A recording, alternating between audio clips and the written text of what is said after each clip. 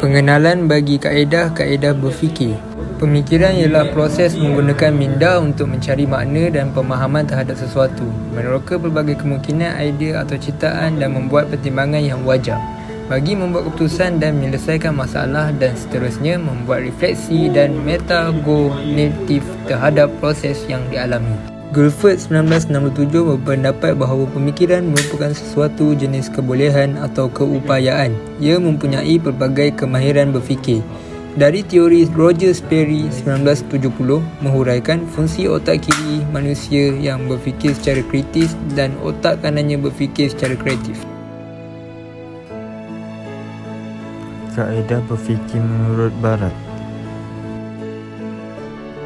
Sejak zaman Plato dan Aristoteles lagi, pengkaji tentang pemikiran telah dijalankan. Aristoteles telah menyatakan ciri yang membezakan manusia daripada haiwan ialah keupayaan berfikir. Pada abad ke-19, pemikiran telah didefinisikan sebagai rangkaian idea yang berasosiasi. Melalui tesisnya, Dewey 1921 telah menyatakan bahawa aktiviti berfikir merupakan satu daya usaha organisasi, pengalaman dan tingkah laku yang dilakukan secara sengaja. Berfikir sebenarnya adalah proses atau perilaku menyelesaikan masalah. Proses ini menekankan kemungkinan manusia mula berfikir untuk menyesuaikan diri dengan alam persekitaran. Dari situ, Mina mula beroperasi untuk menyesuaikan diri dengan persekitaran yang sukar. Perilaku berfikir sudah tentu menggunakan otak. Otak dilihat sebagai satu sistem yang mengatur diri sendiri. Sistem ini membolehkan sebarang sumber yang diterima oleh otak mengolah dan membentuk pola-polanya yang tersendiri.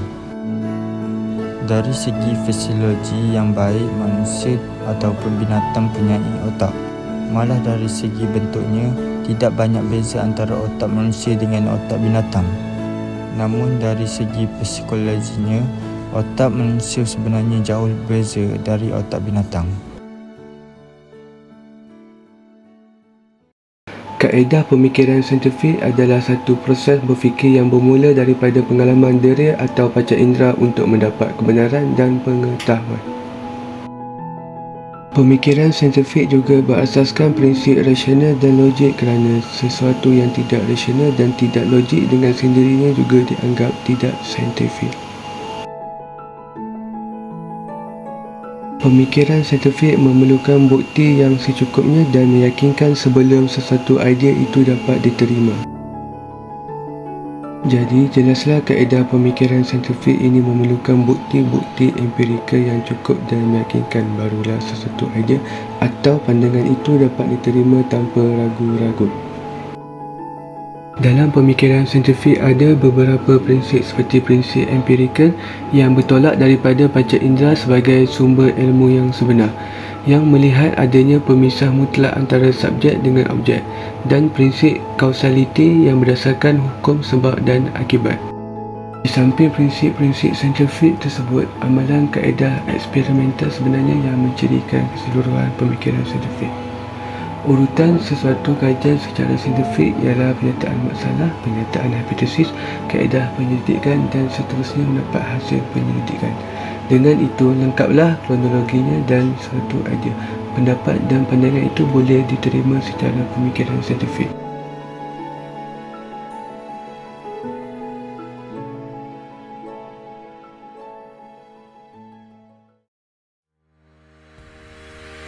Pemikiran lateral. Pemikiran lateral merupakan satu fenomena baru, tetapi dari segi asas pemikirannya banyak dipengaruhi oleh aliran-aliran falsafah yang terdahulu. Pemikiran lateral mengemukakan idea-idea yang seiringan atau bergandengan antara satu sama lain. Idea-idea yang diketengahkan tidak ada perjanggahan, pertentangan, pertikaian dan pertimbangan betul atau salah. Semua idea, pandangan dan pendapat diterima dan didalami dengan teliti, manakala keputusan pula diperolehi melalui proses mereka bentuk.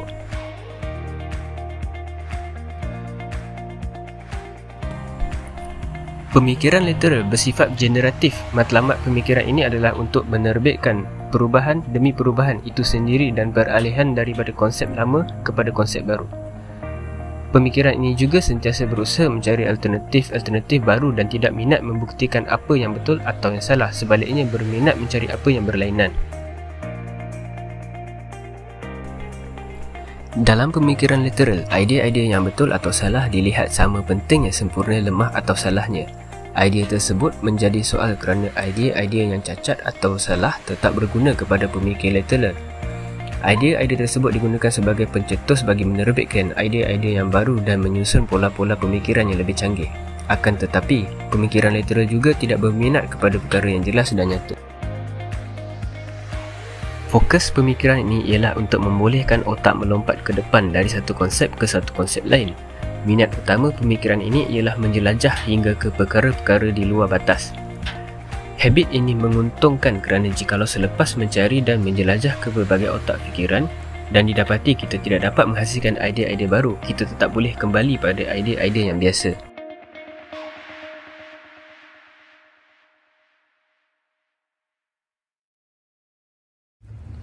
Pemikiran kreatif. Definisi pemikiran kreatif ialah kaedah atau strategi yang memungkinkan penyelesaian masalah atau pengembangan idea dan konsep baru. Pemikiran kreatif melihat secara berbeza, berfikir di luar konvensional dan mempersoalkan cara kita secara tradisional menghadapi masalah dan persoalan. Pemikiran kreatif lebih kepada kemampuan menghasilkan idea-idea baru dan tanggapan baru.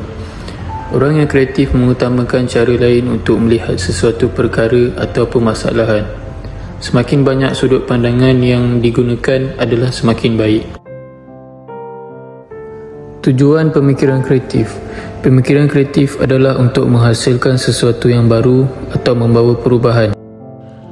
Berfikir cara kreatif akan menuntut kita sentiasa mencari cara baru untuk menggantikan penyelesaian yang sedang digunakan. Pemikiran kreatif tidak dikritik seperti dalam pemikiran logik barat yang hanya mementingkan jawapan betul atau salah.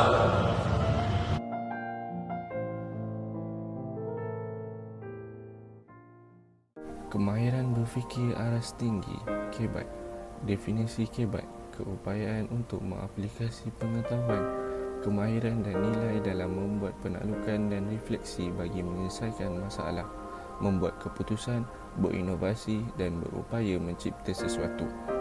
KBAT yang dimaksudkan ialah di mana seseorang individu itu perlu memahami, menterjemah, menganalisis dan memanipulasi maklumat. KBAT juga merupakan salah satu komponen utama dalam kemahiran berfikir secara kreatif dan kritis. Prinsip menggalakkan dan merangsang murid berfikir untuk memberi jawapan. Konsep pentaksir kemahiran mengaplikasi dalam situasi baharu, menganalisis, menilai dan mencipta untuk menyelesaikan masalah dalam kehidupan seharian. Asas kesukaran melibatkan 3 aras kesukaran. Tidak semestinya aras tinggi iaitu sukar, ada juga soalan KBAT pada aras sederhana dan rendah iaitu mudah. Kemahiran aras tinggi merujuk kepada 4 berfikir tahap kemahiran teratas dalam taksonomi Bloom, edisi semakan Anderson dan Caldwell 2001, iaitu mengaplikasi dari segi pengetahuan, kemahiran dan nilai, menganalisis, cerakin maklumat, faham lebih mendalam, membuat hubung kait, penilai, membuat pertimbangan, membuat keputusan, memberi justifikasi, mencipta idea atau produk, kaedah. Kesimpulan, kemahiran berfikir amat penting kerana keputusan yang baik adalah daripada proses pemikiran yang baik. Latihan berfikir diperlukan dalam usaha mencapai hasrat falsafah pendidikan negara, iaitu membentuk insan yang seimbang dari segi jasmani, emosi, rohani dan intelek.